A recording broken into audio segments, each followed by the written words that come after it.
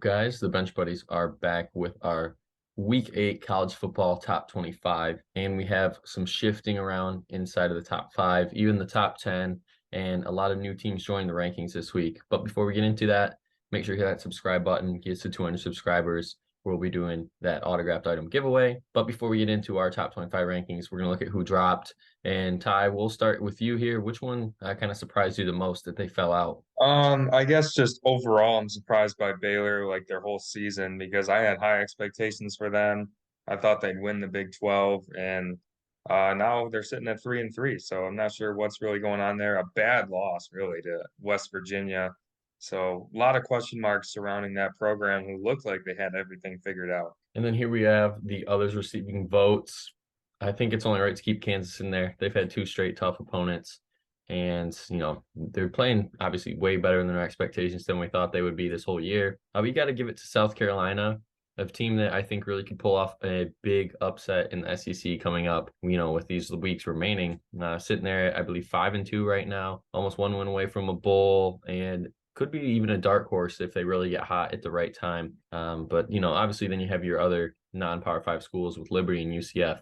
But of those non-Power Five schools, which one do you think will be better at the end of the year? I'll give a nod to UCF here. I'm gonna say they're probably the favorite out of the group of five to play in that New Year's Six bowl. I think they'll win the American over Cincinnati, and then the rest of these teams. We're at a point now where everyone in the receiving votes is out of the playoff, 100%. So I guess LSU would probably be the best out of these five, but they're all kind of, out of the race right now. And then I'll let you start here with 25. Yep, we got Mississippi State here, a game that I really didn't see them losing. The offense just fell asleep, like we saw them do earlier in the year against LSU. Now they do it again, and that's a bad loss because now they got to go to Alabama coming off a loss, and that is never a team you want to play. So I think that could be a rough one for them, especially on the road. 24, we got the Tulane Green Wave making their debut. 6-1. Is this possibly the best Power Five team? I mean, we're, non-Power Five team. We gotta wait and see this, but they pulled out kind of a squeaker, but not really at the same time. 14, but they really essentially won it, at the end there. But their offense is looking really good. Quarterback's great. Michael Pratt, he's having an excellent year, really willing his team to 6-1 record.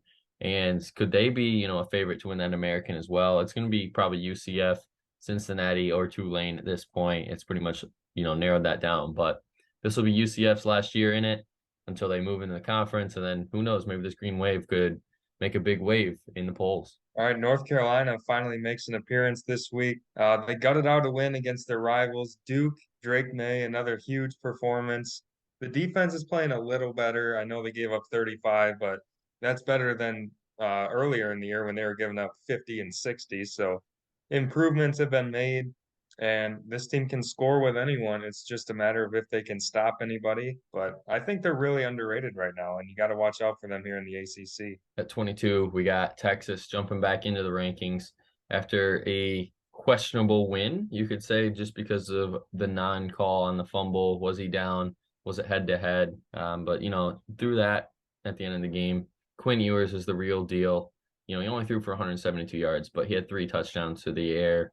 And when you have Bijan Robinson, obviously you're going to feed him the rock as much as you can. So Texas, could they still be a team to win the Big 12 is the big question there. Obviously, with only one loss in conference to Texas Tech in overtime. And, of those two losses, it's a total of 4 points. So this Texas team could, be 7-0 and probably a top five team if they could really win those close games. But they're going on the road at Oklahoma State, who's coming off a loss.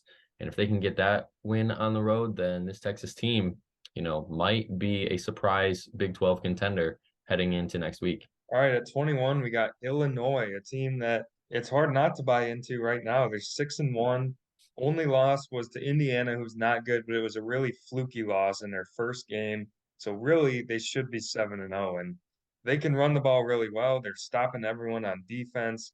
38 passing yards from Minnesota. That's just unheard of in today's college football. And, they have a great running back and they feed him. He got 41 carries, something else that's unheard of. But, they have a good thing going for them and they are going to use it as much as they can. I commend them for it. And now they're 6-1. They got to be probably the favorites in the Big Ten West, either them or Purdue. But no one saw this coming, really. At 20, we got Cincinnati jumping back or jumping up a spot. And, coming off a bye, going into 3-3 SMU shouldn't really pose too big of a challenge there. But this team has all their easy games remaining in the American Conference until their last game against Tulane, which, could possibly be the biggest game for that conference. So we're just really going to have to wait and see for the Cincinnati team until then. All right, 19, we got Kentucky, a team I thought was really trending down, but they get a big win at home. Will Levis returned to our surprise. Really looked like he wasn't going to play that game, but he did enough. And then running back Chris Rodriguez just had a huge game, 30 carries, almost 200 yards, and they just stifled Mississippi State on offense. So this team is right back in the SEC East conversation.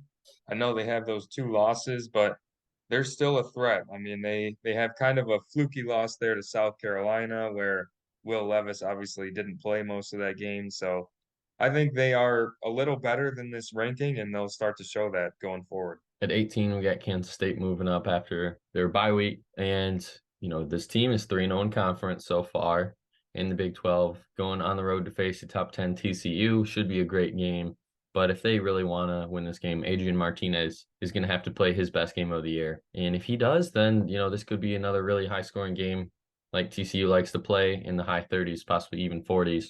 And, you can't write off this Kansas State team just yet. All right, 17, we got NC State, only dropping 2 with that loss because they obviously were on the road against an undefeated Syracuse team. But the offense, that's been the struggle for them all year. They just couldn't get it done at all. Kicking 3 field goals, not even putting the ball in the end zone. So, I mean, that's been what's holding them back all year.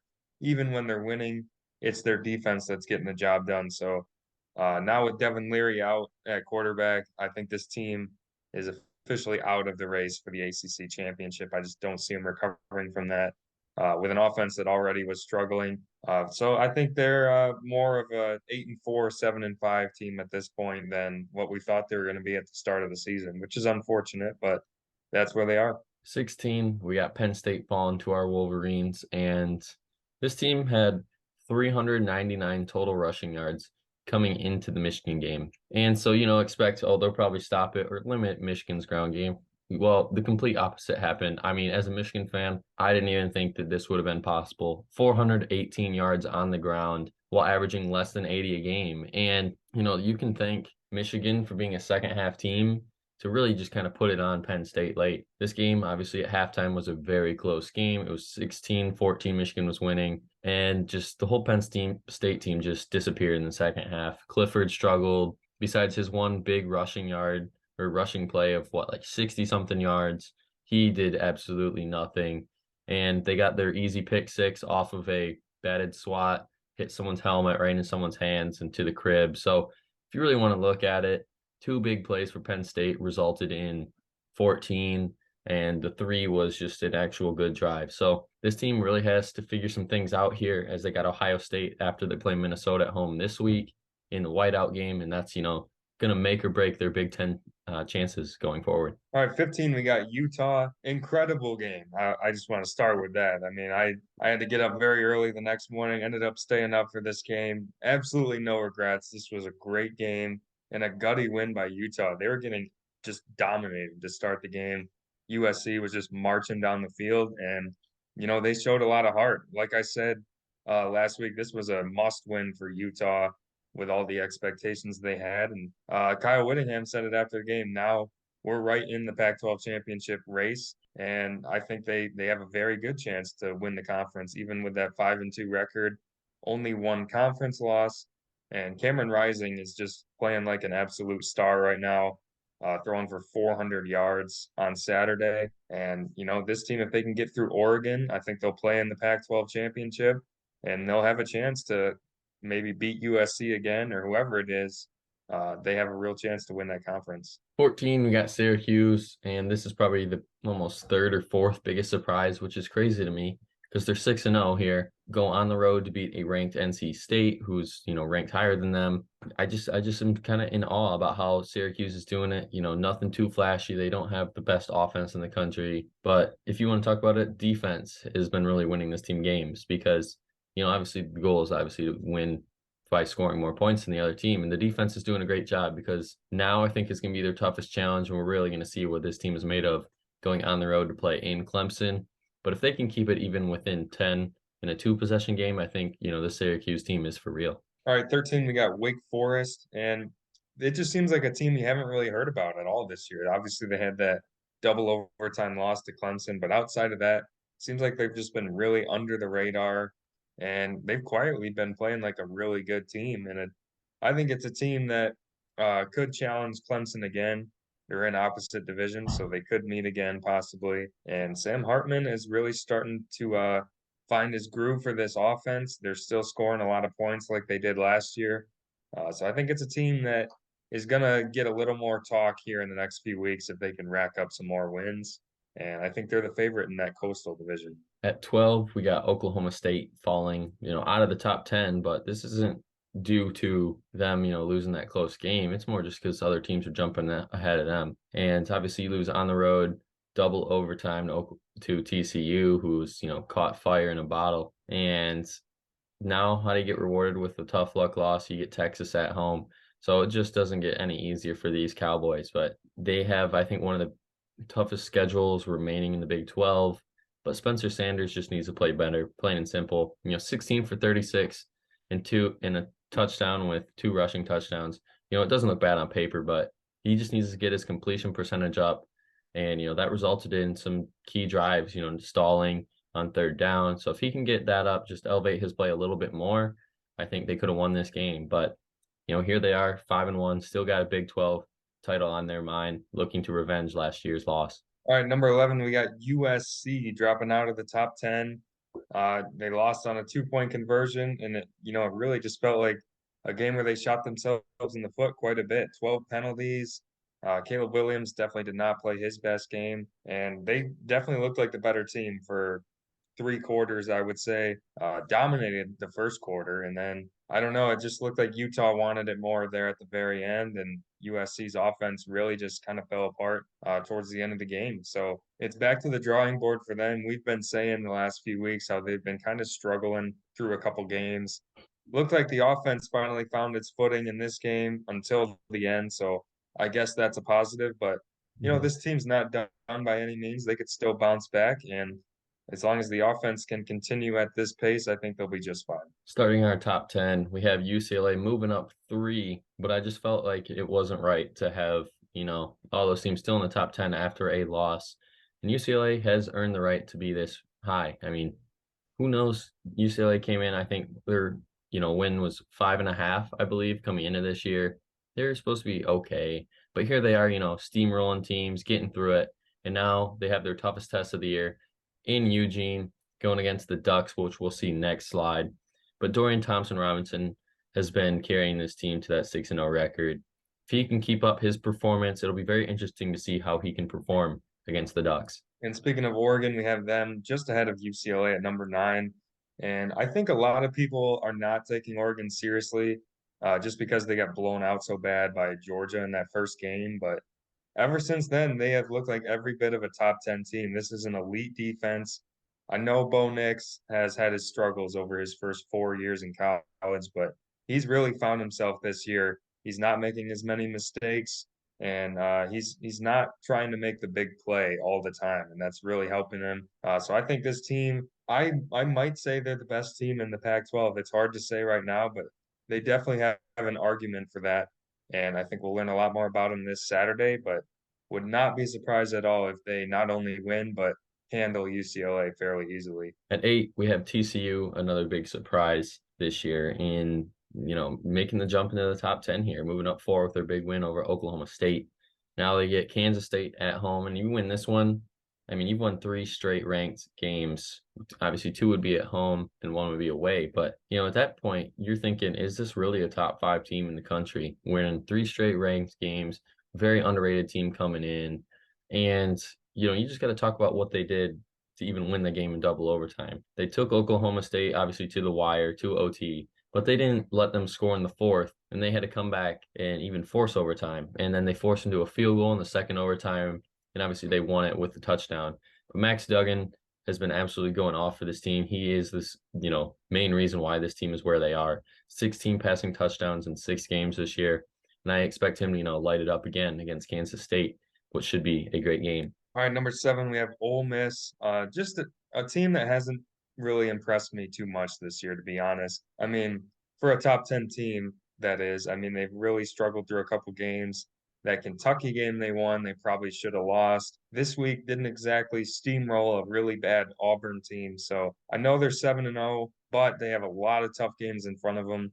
So I think we'll learn a lot more about them coming up. But they really have to improve on that offense. I know they put up 48 this week, but Jackson Dart only 9 completions this week, and in past weeks they have struggled as well. This week they run for 450 yards almost, but you're not going to get that every week. So I think this week is a big test for them. If they can get through that LSU game, I'll start to buy in a little more. But right now, they might be a little bit of a fraud top 10 team. And at 6, we got the Crimson Tide with pretty much their lowest ranking in about 15 years, it feels like. And, they couldn't do it. Their past caught up with them. The game to Texas, where they squeaked that one out last week to Texas A&M. And now, I picked it in our picks video. I took Tennessee at home because I just felt like it was time. It honestly felt like time. And the missed field goal at the end just kind of sealed it for me, where it finally didn't go their way. Yes, I know the officiating was kind of questionable all game, but that aside, Alabama had their chances to capitalize and just couldn't do it. And you have 17 penalties for 130 yards. That's just another thing you got to think about, in the end. And did they take it to overtime? Could they won this game? Oh, for sure. I think they'd be the favorites in overtime just because of how good Alabama is, in the red zone defense and offense. But this is the most points that Saban has given up since 2007. And if you want to look at that stat, I mean, that's just insane to me since, Saban has been here, 52. And, this isn't, his kind of game, but this Alabama team, I think, is going to rebound very well against Mississippi State. And it's a bad day to be a Mississippi State fan because when Alabama's coming off a loss, I think this is probably the easiest lock of the week. So you won't have to watch our picks video. We're probably both going with Alabama by 1 billion and expect Bryce Young to really come out and play even better than he did in this game. All right, at number 5, we have Clemson dropping a spot, not really to any fault of their own, just other teams impressing. It was a more dominant win, I would say, than just a 6-point win there. They were up 20 late in the fourth, 2 late scores from Florida State, but that was a big test for them, and they passed it, going on the road to a much improved Florida State team. Didn't really do anything crazy, but just did enough to win and win comfortably, and that's all they need to do. And this week, another test for them. Syracuse coming in, really unexpected 6-0 team. But if they can get through that, get to 8-0, that team's or Clemson's going to have 3 ranked wins already this year. So it'll be hard not to consider them a playoff team. At 4, we got those Volunteers with a big upset win over Alabama. Goalposts in the river, goalposts in the bar. And I mean, that's pretty much the big story of this. If you really want to come out of this at the end of the year, what are you going to remember?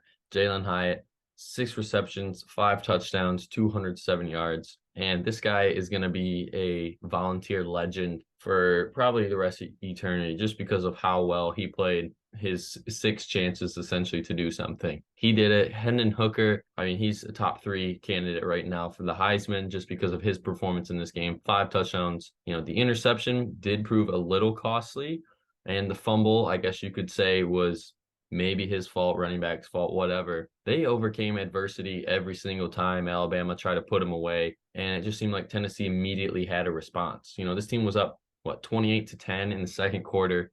Alabama came back, tied it. And of course, here we go. Oh, Alabama, of course, they're going to come and win. But Tennessee was resilient. They didn't let it get too much to their head and didn't let Alabama get too far ahead where they couldn't come back and win this one. And Alabama finally made their miscue, missing that field goal at the end. And then that's what you see, Tennessee moving up here to number 4. All right, at number 3, we have our Michigan Wolverines. Bias aside, I know I am very biased, but Michigan should have won this game by a lot more with how much they dominated. We referred to it with the Penn State ranking. 2 fluke plays by Penn State led to their 2 touchdowns, especially that pick six that hit off 2 helmets. So I think the score is not even indicative of how much Michigan dominated this game. And now, is that more about Michigan being really good or Penn State being really overrated? Who knows? We'll find more out about that as the season goes on. But what we do know is Michigan has maybe the best offensive line in the country, and they have 2 really explosive running backs in Edwards and Corum.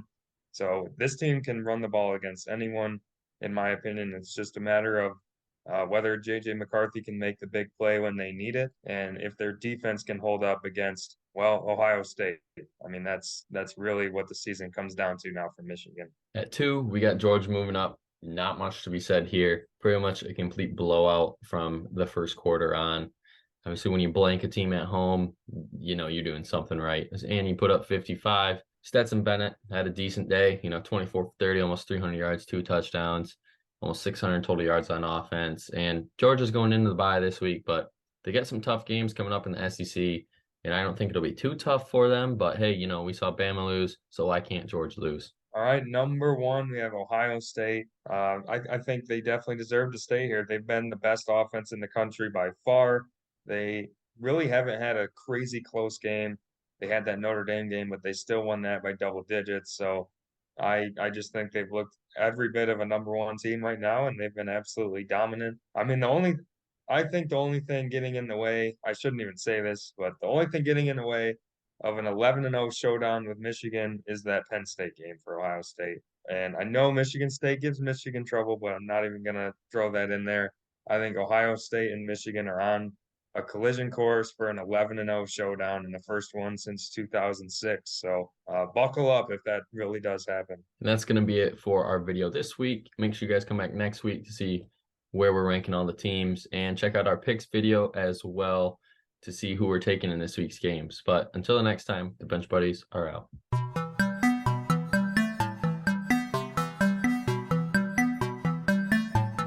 She never called back.